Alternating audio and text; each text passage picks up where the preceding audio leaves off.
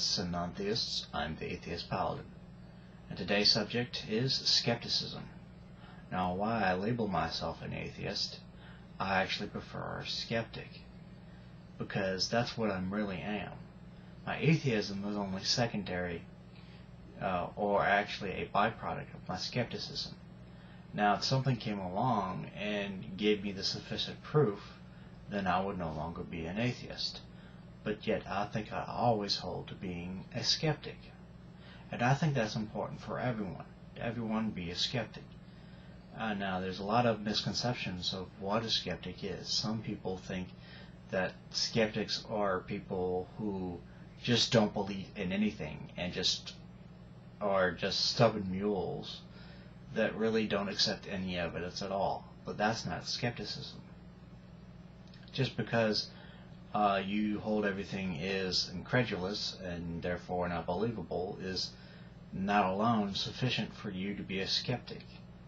It's just mean you're being pretty much an idiot.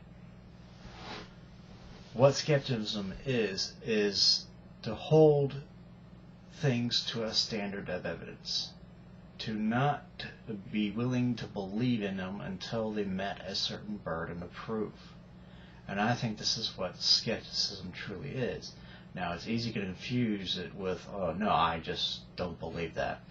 That just isn't enough. Now, if you have a standard of evidence and you go through it, then a skeptic should be able to believe it.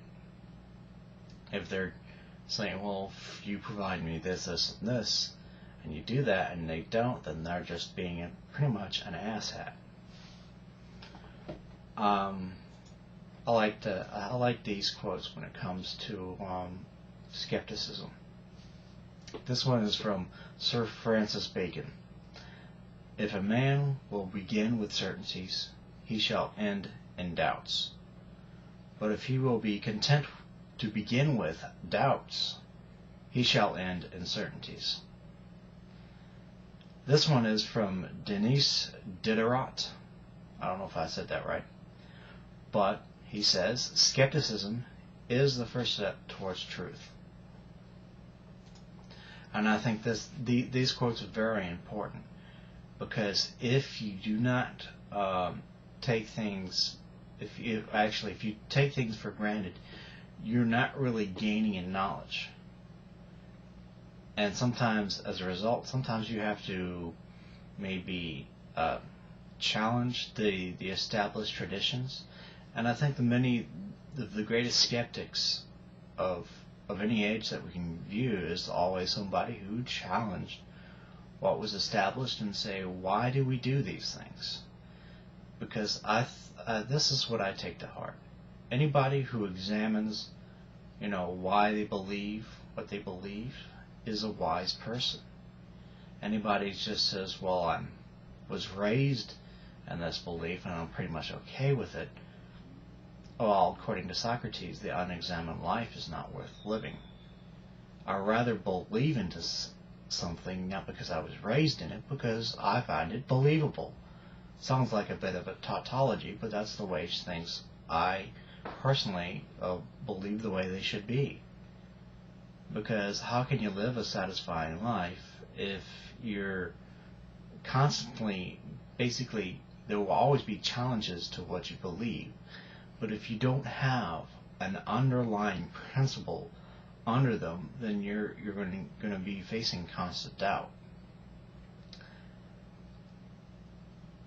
This is a primary principle for me, because I do not like accepting things for the way they are and then having to defend a position that I don't really know what it is. That is really foolishness. And skepticism is really antithetical, I guess, or contrary to religion. But if you can be both, then be both. Or at least apply it into other things in your life. Because when you examine, when you get in the habit of examining things, you begin to see scams and bullshits a whole lot easier. If you take anything away from this, then take, Skepticism is your bullshit detector. If somebody comes with something that is too good to be true, then that's exactly what it is. It's too good to be true. Think about it. If we had been more skeptical in the past, the future today might actually been a little bit more different. A recent event in history, such as George W. Case's war for Iraq, had we been a little less willing to accept what he was presenting, we not may be in the position that we are today in the Iraq War. But what was the problem? Before what happened was 9/11, and we established, he was the greatest president, he was the greatest thing since sliced bread.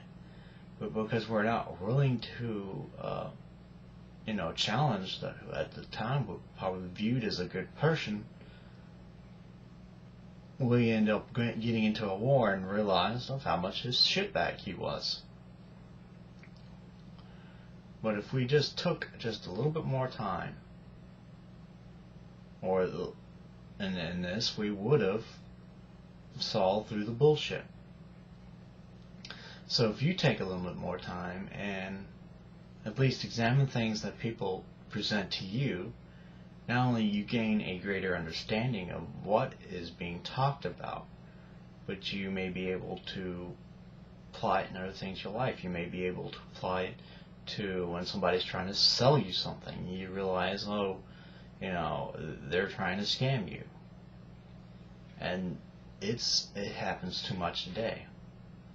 So I think people should be more rational in the applications, because I think people are beginning to be too gullible, too willing to accept other people's opinions as their own and just respout the bullshit. We need to think about why we believe what we believe and form our own foundations for these, to justify these beliefs that we have.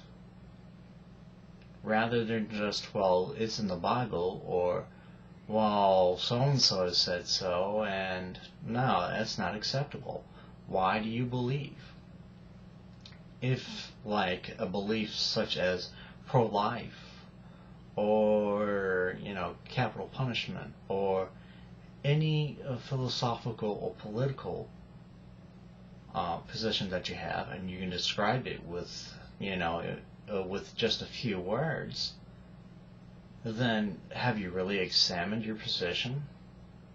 I think anybody who examines their position enough needs a little explaining why they hold this and why there are certain nuances. If there are no nuances to your beliefs, then you really haven't really thought about them and how they affect you and people around you. This is my little rant today, and I'd like to thank you for listening. So remember, rationality is the path to righteousness.